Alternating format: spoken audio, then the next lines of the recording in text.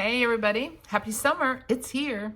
I want to talk to you today about HVAC units as well as some of the other things you can do to control your utility bill. I just came back from a listing appointment and I had to remind these guys, go ahead and get your HVAC unit inspected. And you should, on a general basis, have your HVAC units inspected 2 times a year, and preferably before it gets super hot or before it gets super cold. And then while he's inspecting the units, you guys, you have dual. Most of us have dual units. One on the upper level, which is in the attic, one in the lower or the main level, and then the unit is either housed in the basement or in the crawl space if you have a rambler. But I want you to be mindful of the one that's in the attic. There's a line that's called a condensation line, and that's for your unit to get rid of any additional moisture. And with that, there is a float, because the moisture dumps into a pan, and then there's a float that regulates the level of the condensation as it gets into that pan so it doesn't overflow.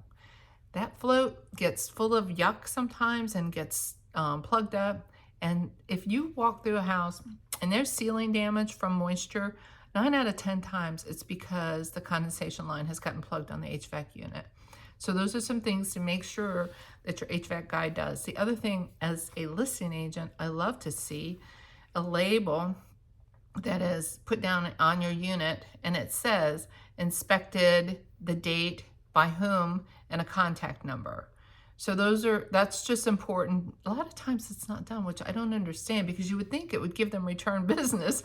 But anyway, make sure that your HVAC unit dude does that. And then you all change your filters. Change them every 30 days if you have a brand new construction home, because trust me, there's all kinds of goodies that circulate through the house, and they may well even be in the vent or duct work. You may want to have your ducts quack quack clean. Anyway, I can help you with a referral for that. I've got a great guy. But I want you guys to make sure, change your air filters. You don't have to have the HEPA, I'm going to stop everything that goes through expensive filter. Get a medium or the least expensive ones. And then if it's the least expensive one, you're going to want to change it a little bit more. But you'll know then that your unit is being able to breathe. If you put those big heavy HEPA ones in there, when you pull that out and that unit is running, you can just feel it go, So you want your unit to breathe so it runs efficiently, so your utility bills are less. But anyway, those are a couple of things that I think that are imperative. One of the fun things to get that might really help you run your household more efficiently is an smart thermostat.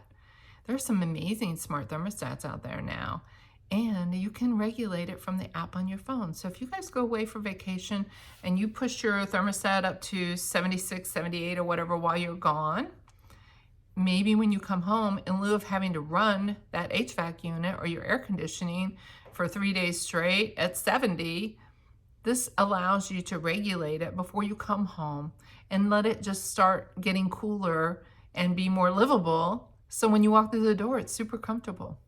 Anyway, that's my 2 bits. I hope you all have a fabulous rest of July.